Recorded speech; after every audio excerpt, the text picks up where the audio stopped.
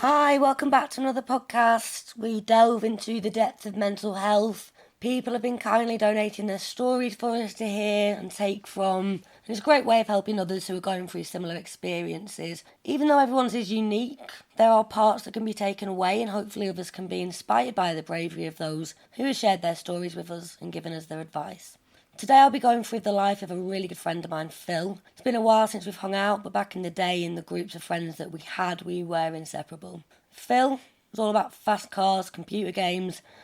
I'll never forget when he brought his Xbox round, which was chipped, had everything on it you could ever imagine.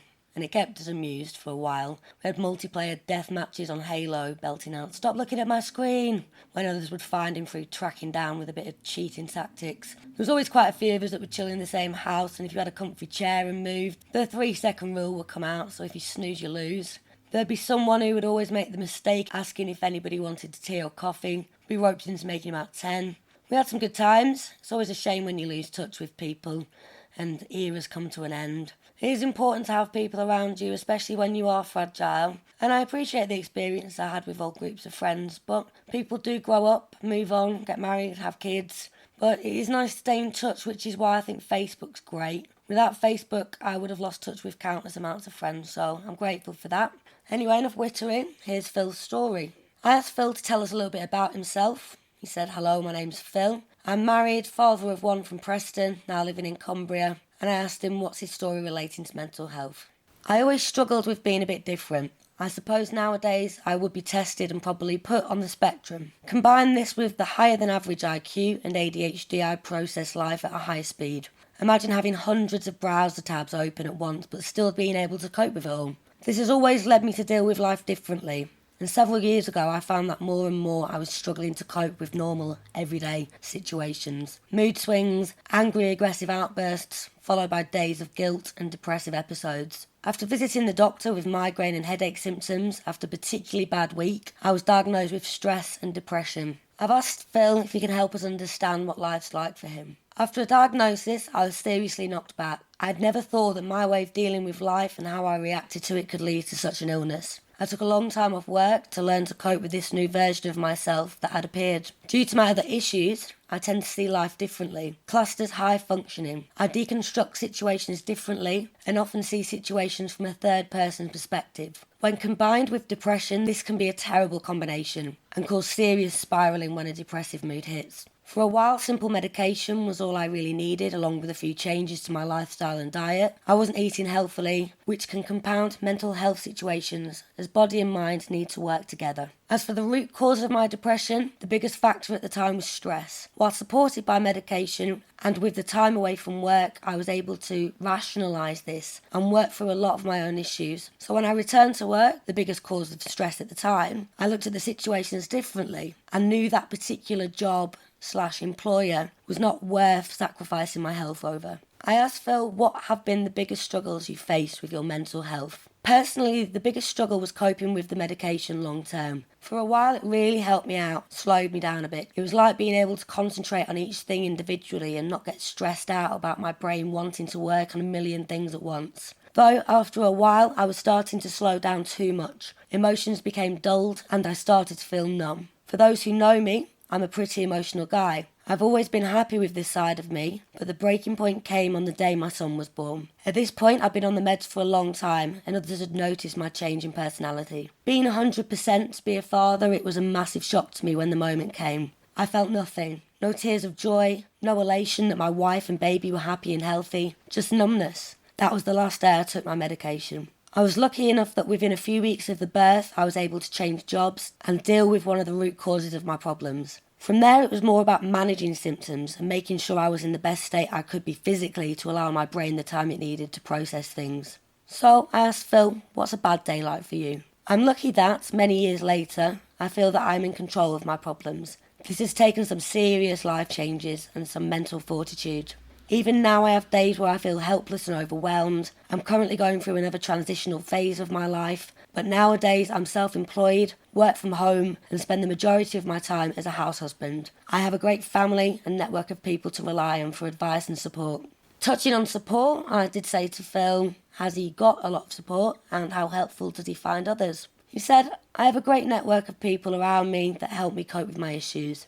Last year I started playing roller derby, and few sports have such a diverse group of people involved. This game, at a time when I had just finished university and was beginning to start having bad days again, just too much time in my own thoughts with little opportunity to train and keep fit, which for me goes a long way to being well. Healthy body, healthy mind. Roller derby and its community came about at the perfect time for me. The love and support from them is like family. We are all different and we all contribute to the family unit in our own way. I asked Phil, do you have any coping strategies you could share with others that could help? He said, personally, I'm aware that in the grand scheme of mental health issues, I have had it relatively easy, being able to manage my own issues away from medication. Some of the worst things that people can say to mental health sufferers are things like, get over it, or try going outside for a walk, etc. As much as I don't want to push that attitude, I can wholeheartedly say that a great step to a healthy mind is a healthy body. For me, keeping fit not only helped my body to produce all the right chemicals, but allowed me time to switch off from day-to-day stresses that were compounding my issues. For the most crucial part of my recovery, I used cycling as my go-to exercise. Being outdoors really helped and also allowed me time to put things into perspective and process any difficult things I had going on. Just to point out, for a while I was doing this with the help of meds, and people should feel no shame in relying on medication to help their lives. I was lucky in that my combination of mental health problems and other issues, I was able to work through things differently. I would also say that people shouldn't be afraid of making big changes to their lives. For those susceptible to mental health issues, it can be cripplingly terrifying to make changes in your life. For me, I was lucky to leave the job and industry that was the catalyst for my problems. Shortly after this, I decided that my route to good mental health was by being the controller of my own fate. And with the support of my wife, we moved our young family away from the city we called home, and I started university as a mature student. Enacting this huge upheaval of our lives was the best decision we could have made. Now, 4 years on, I have gratitude, and I'm looking at the next chapter of my life with a much more positive attitude. If I can drop everything as a 32-year-old with learning difficulties and personality issues and go to uni, kick out of that subject I'd never studied before, and come out the other side with a degree in hand, then I firmly believe that anybody can do anything. I asked Phil, is there anything that he's done that he's particularly proud of despite his struggles, and how has it shaped him as a person today? He replied, as I just said, going to uni was a massive achievement, graduating well, and everything else just was a bonus. But the process that got me there led me to being unafraid of meeting new people and pushing me out of a comfort zone, a little at a time, and that route eventually led me to my roller derby family, which with honesty has prevented me from dropping back into bad habits, both mentally and physically. But best of all was when a good friend of mine, who suffers with mental health issues, including anxiety, messaged me to say that I had inspired her to drop everything and go to uni, which for her is a massive deal being in a new situation with new people. Not only that, she's just started her second year and is absolutely killing it. So yeah, very proud moment feeling that I had helped someone. Finally, I asked, do you have any advice for anyone that may be going through similar experiences? Phil says, don't be afraid. Don't feel weak because you need the pills. Don't feel scared to question anything. Try to look after your body.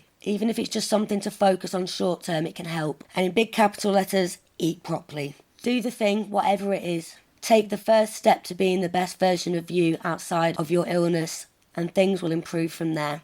Don't let your problems define who you are. They may define what you do, but not who you are. Look around you. There will be someone that you know that you can talk to. If you don't feel happy doing that, find a helpline or a doctor. Again, in big capital letters, talking helps. Leave social media alone. Unfriend the people who don't have a positive influence on your life. It's not about how many follows we have or the likes we get. Love yourself. We are all one decision away from changing our own lives and the world around us. And seriously, look for a roller derby team. It's the best community you will find who accept and support who you are.